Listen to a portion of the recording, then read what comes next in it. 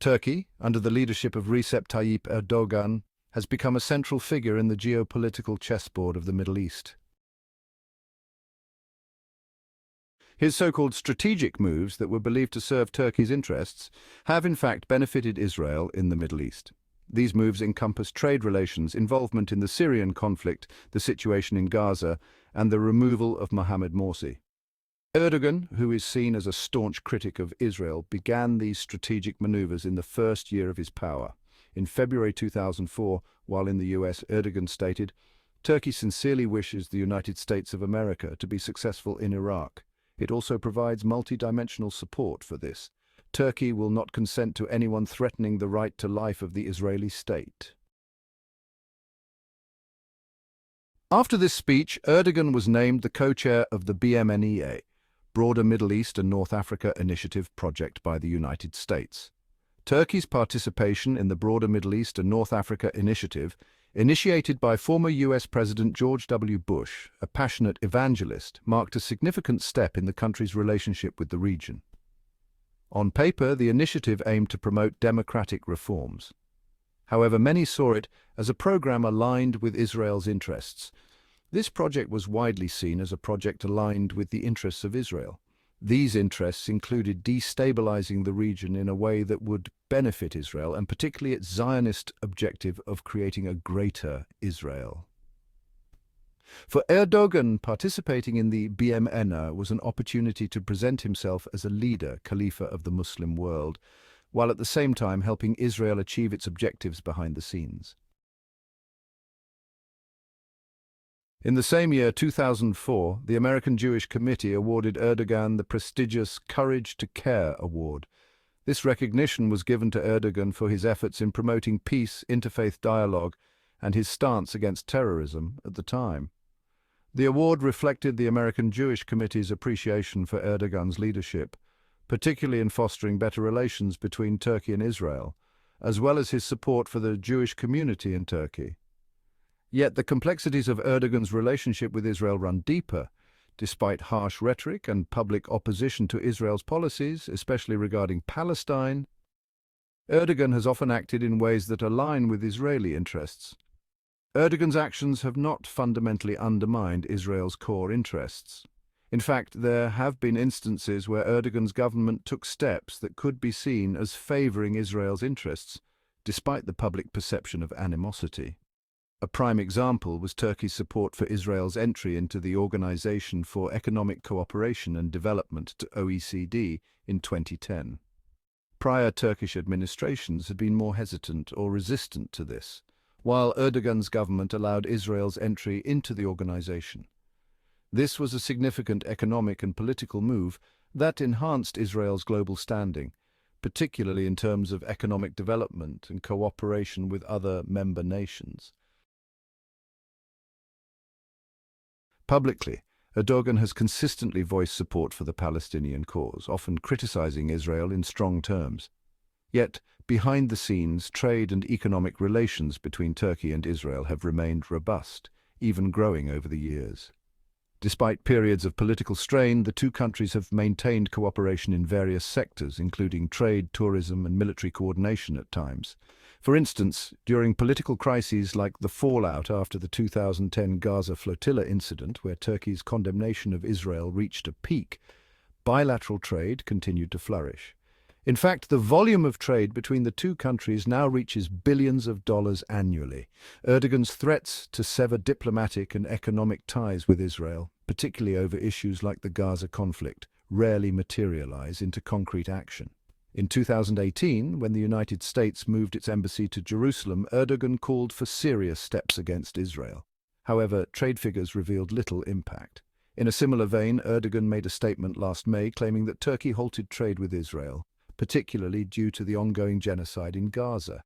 Despite this announcement about halting trade with Israel, Turkish exports have continued to reach Israel either directly or through third-party countries.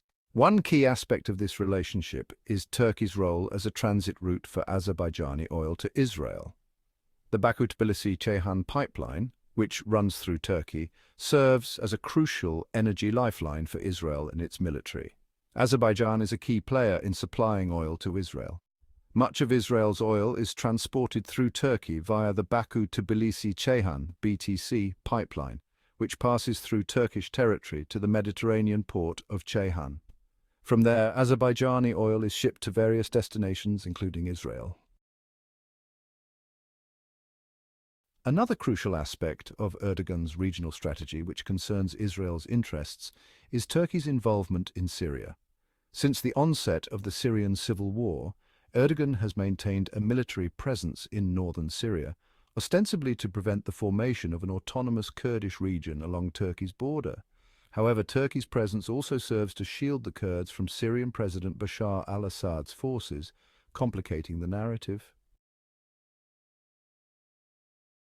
People believe that the Kurdish issue is of utmost importance to Erdogan, who claims that any moves toward Kurdish autonomy or independence, whether in Iraq or Syria, are seen as threats to Turkey's territorial integrity, potentially inspiring separatist movements among its own Kurdish population. Yet, by maintaining a foothold in Syria, Erdogan prevents Assad's regime from fully consolidating power, which aligns with Israel's broader regional goals of keeping Syria fragmented and weak. Turkish President Erdogan may make peace with anyone or fight with anyone to some extent if it serves Israel's interests. However, he would never seek peace with Syria or try to improve relations with Assad. A peace agreement with Assad would make Syria stronger and more united. The role of the Turkish army in Syria is similar to that of the United States in Iraq after the First Gulf War. Operation Provide Comfort 2, led by the United States and supported by Turkey and other Western countries, helped the Iraqi Kurds achieve autonomy and laid the groundwork for an independent Kurdish state. The United States is now conducting a similar operation, although with limited involvement and with the assistance of Turkish troops on the ground under the leadership of President Erdogan. Turkey's reluctance to enter into peace talks with Assad is part of a larger strategic plan. If Turkey were to withdraw its military from Syria, Assad would likely launch an attack on Idlib and other opposition strongholds before turning his attention to the Kurds. Depending on his military capabilities, he might choose to attack the Kurds simultaneously. By keeping Syria unstable, Erdogan ensures that Syria cannot emerge as a dominant force in the region. This instability does not serve Turkey's interests. It serves the interest of Israel and aligns with the long-term goals of Israel, which seeks to expand its borders. Turkey's influence in regional politics extends beyond Syria and Israel. In Egypt, Erdogan played a crucial role in the rise and fall of former President Mohamed Morsi, the Muslim Brotherhood's candidate. If Erdogan wants to destroy a group or faction, whether it's internal or external, he first helps them rise to power and use them for a while, then dismantles them through carefully staged operations. This is what happened with the Gulen movement and what we can expect to happen with the Grey Wolves in the near future. Initially, the Brotherhood had vowed not to seek political power following the Egyptian revolution, preferring to exert influence through gradual social and political change. However, Erdogan persuaded Morsi to run for president, promising Turkish support for his leadership. When Morsi's presidency came under threat from a military coup, Erdogan's reassurances to Morsi were based on deliberate deception. Turkish intelligence, led by Hakan Fidan, provided Morsi with misleading information about the Egyptian military's intentions, further destabilizing the situation. Some analysts argue that Erdogan's actions contributed to Morsi's eventual downfall, which in turn allowed Egypt to return to a political stance more favorable to Israel's interests. Erdogan's actions in the Middle East often appear contradictory. On the one hand, he positions himself as a champion of Palestinian rights, condemning Israel's actions in Gaza and calling for international intervention. On the other hand, his government continues to foster economic and military cooperation with Israel, maintaining a delicate balance between public posturing and his hidden agenda.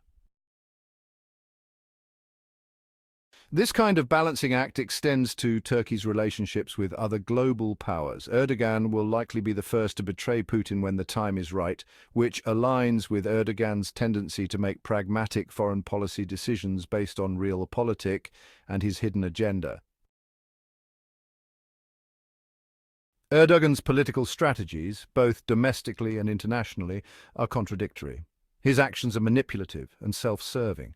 Most of the complex geopolitical maneuvers Erdogan makes advance Israel's goals by fostering instability in the region as Israel's Trojan horse. Erdogan's actions will undoubtedly continue to play a pivotal role in shaping the region's future.